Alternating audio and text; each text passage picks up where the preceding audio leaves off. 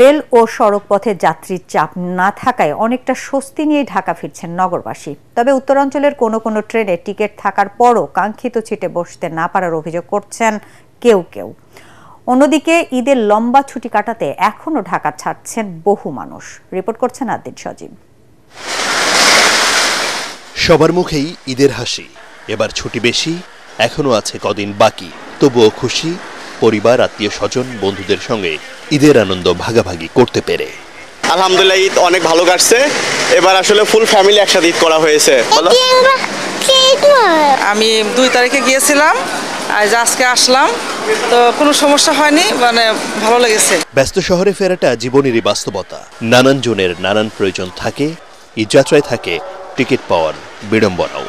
সব অসুবিধা সামলে জীবনকে আরো গুছিয়ে নিতেই এই ছুটে আসা।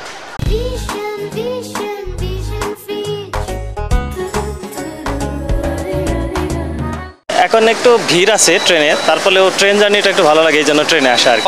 কেবিনে ছিলাম, তারপরেও দেখা গেছে বাইরের লোকজন কেবিনে আসার যথেষ্টই চেষ্টা করছে। আমি পরিচালকের বললাম, ভাই আপনি আমার অন্তত মহিলাকে সহ একটু জায়গা দেন, আমার টিকিট কাটা আছে। তোলার পরে আমার মেয়েকে নিয়ে আমার সিটে আমি আসলাম।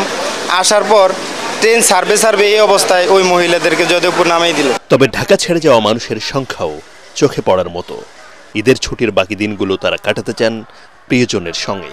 সময় আছে তো আমি এই জন্য ভাবলাম যে আমাদের গ্রামে যারা আছে, আমার ফ্যামিলি মেম্বার, তাদের সাথে দেখা করবো এই উদ্দেশ্যে। এই 2টা ঈদই আমরা চেষ্টা করি আর কি পরিবারকে সময় দেওয়ার জন্য।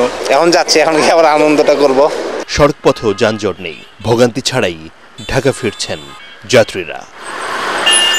আদ্দিন সজীব, ATN বাংলা, ঢাকা।